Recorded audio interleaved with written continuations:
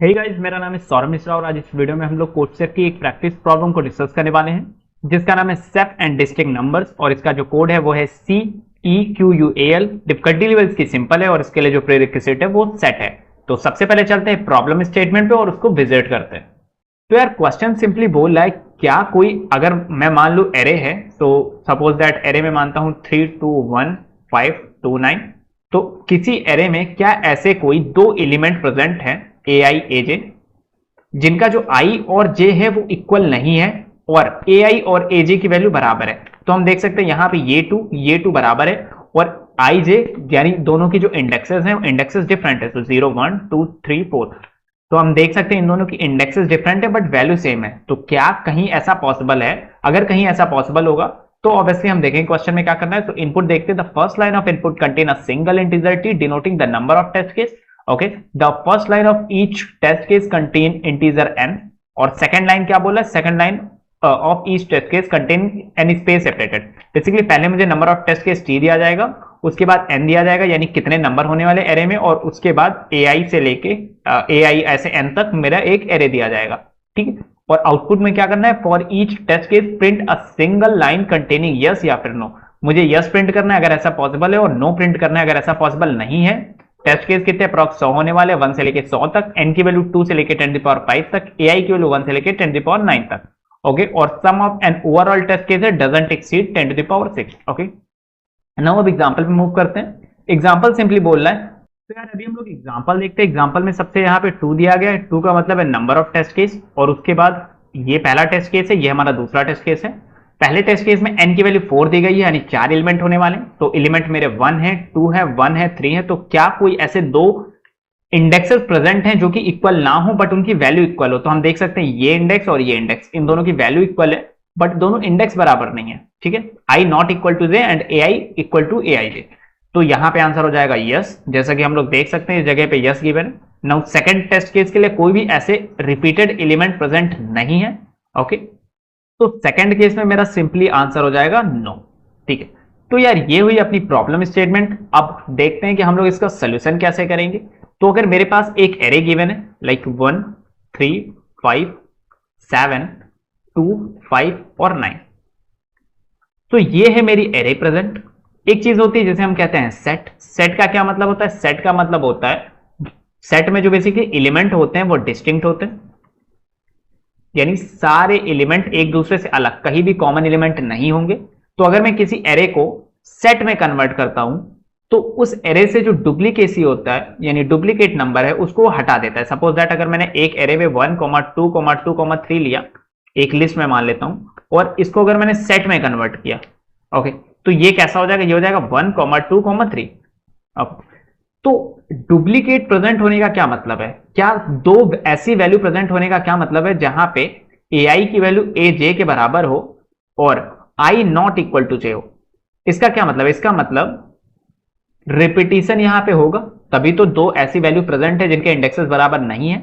तो अगर कोई एरे है जिसमें मुझे लग रहा है रिपीटिशन है तो मैं उसको सेट में चेंज कर सकता हूं। तो एक बड़ी सी मेरी जो एरे दी गई थी, अगर मैं इसको सेट में चेंज करता हूं तो जो भी डुप्लीकेट नंबर होंगे वो रिमूव हो जाएंगे। तो सेट अगर मैं कन्वर्ट करने के बाद मान लो st हो जाता है। अगर मैं इसकी लेंथ निकाल लेता हूं और इस वाले एरे की लेंथ निकाल लेता हूं, अगर दोनों की लेंथ अलग अलग है इसका मतलब डुप्लीकेट एलिमेंट रहे होंगे, और अगर डुप्लीकेट एलिमेंट रहे होंगे तो मेरा आंसर हो जाएगा यस। डुप्लीकेट एलिमेंट मतलब ऐसे एक ना एक ऐसा एलिमेंट प्रेजेंट ही होगा जो कि एटलीस्ट 2 बार रिपीट हुआ हो। ठीक है, और अगर ऐसा नहीं हुआ होगा, दोनों की लेंथ बराबर है, इसका मतलब सारे डिस्टिंक्ट एलिमेंट है। तो सिंपल मुझे करना क्या है? एक एरे लेना है, एरे को सेट में कन्वर्ट कर देना है और कंपेयर करा लेना है क्या दोनों की लेंथ बराबर है कि नहीं। अगर बराबर है तो आंसर नो, और अगर बराबर नहीं है तो आंसर यस। तो अभी काम करते हैं, इसी चीज को हम लोग जरा कोड कर लेते हैं। अब यार कोडिंग से पहले इसी क्वेश्चन को करने के लिए क्या कोई और तरीका भी हो सकता था? बेशक एक और तरीका और ये हो सकता है कि मैंने एक एलिमेंट को यहां से उठाया। सपोज दैट मेरे पास कोई भी एरे है और मैंने एक एलिमेंट को किसी पार्टिकुलर पोजीशन पे उठा लिया, तो मैं चेक करता हूं क्या उसके आगे ये एलिमेंट कहीं दोबारा रिपीट हुआ है। अगर रिपीट हुआ होगा तो मेरा आंसर यस हो जाएगा, वरना मेरा आंसर अगर कहीं भी मुझे कोई ऐसा कॉम्बिनेशन नहीं मिला तो मेरा आंसर नो हो जाएगा। तो इस केस में क्या है? इस केस में हर बार मैं एक इंडेक्स को पकड़ रहा हूं और उस इंडेक्स को वहां पकड़ने के बाद आगे जितने भी इंडेक्स बचे हैं उन सारे इंडेक्सेस में मैं चेक कर रहा हूं क्या वो वैल्यू दोबारा कहीं रिपीट हो रही है।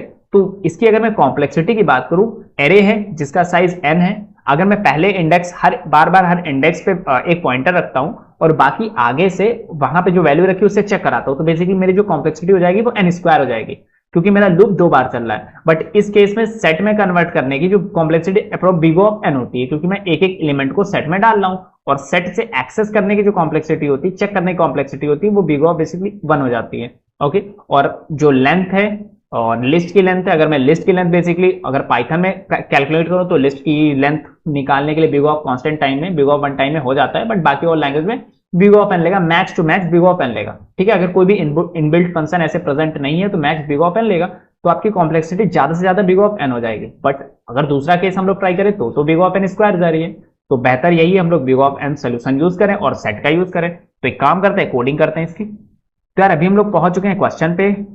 यहां सिंपल मुझे क्या लेना है, पहले तो नंबर ऑफ टेस्ट केस लेना है, तो मैं नंबर ऑफ टेस्ट केस ले लेता हूं। So T is equal to int of input, और उसके बाद हर टेस्ट केस के लिए मुझे क्या लेना है, लूप चलाना है। So for underscore in range T, इससे क्या होगा, मेरा टी बार लूप चलेगा, हर बार मुझे एक नंबर इनपुट कराना है, यानी जो मेरा एरे होने वाला है उसका साइज कितना है। So N is equal to int input. उसके बाद मैं एक एरे लेता हूं जिसमें वो पूरी एरे को इनपुट कराता हूं। सो इंट इनपुट डॉट स्प्लिट, ये मैं इसलिए कर रहा हूं क्योंकि एक ही लाइन में मुझे सारा इनपुट लेना है, और इसको मैं आखिर में लिस्ट में कन्वर्ट कर दे रहा हूं। ओके, सो लिस्ट में कन्वर्ट हो जा रहा है। अब लिस्ट में कन्वर्ट होने के बाद मुझे करना क्या है, मुझे सिंपली इसको सेट में कन्वर्ट कर देना है। सो पाइथन में अगर मुझे एक एरे को सेट में या लिस्ट को सेट में कन्वर्ट करना है तो सिंपल सेट ऊपर लिख देंगे और अपने आप ये सेट में कन्वर्ट हो जाएगा।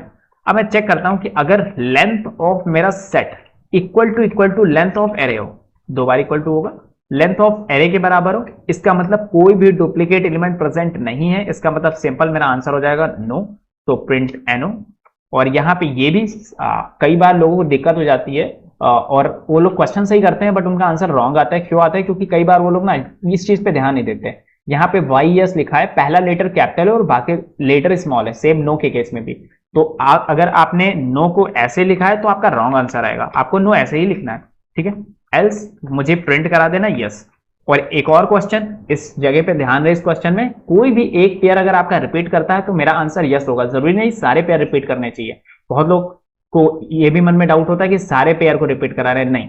क्वेश्चन में अगर मैं यहां पे देखूं तो यहां पे साफ साफ मेंशन है, given an array A of size n, check if there exist any pair, क्या कोई भी ऐसा पेयर एग्जिस्ट करता है जिसमें i और j ए आई ए जे बराबर हो, आई जे के बराबर ना हो। यानी अगर एक भी ऐसा पेयर एग्जिस्ट कर गया तो मेरा आंसर है यस, और अगर कोई भी ऐसे पेयर एग्जिस्ट नहीं करे तो मेरा आंसर है नो। ठीक है, तो ये हम लोगों ने कोड लिख लिया। अब एक काम करते हैं, इस टेस्ट केस पे इसको करा लेते हैं रन। तो हम लोग यहाँ पे देख सकते हैं हमारा आंसर यस या और नो आ रहा है। अब एक काम करता हूँ, मैं इसको सबमिट कर देता हूँ। तो आप देख सकते हैं हमारा सोल्यूशन पूरी तरीके से सबमिट हो चुका है। अगर मैं आपको सोल्यूशन वापस से दिखाऊं तो सोल्यूशन कुछ ऐसा है, और सोल्यूशन में कुछ भी खास नहीं था, मुझे सिर्फ चीजों को सेट में कन्वर्ट करना था। या फिर अगर आपको ऐसे सेट में कन्वर्ट करने में दिक्कत आ रही हो या आपको लग रहा हो कि थोड़ा अजीब है, तो एक और मेथड है, आप st नाम का सेट बना सकते हो, पहले से एम्प्टी सेट बना सकते हो और पूरे आइटम पे ट्रेवर्स कर सकते हो। फॉर आइटम इन एरे, यानी एरे से एक एक आइटम निकालो और सेट डॉट एड वो आइटम, ये भी आपका सेम ही काम करेगा जो काम ये मेरा सेट फंक्शन कर रहा था। ठीक है, अब भी आप सेम काम कर सकते हो। अगर length of set length of array के बराबर है तो फिर नो, वरना आंसर यस।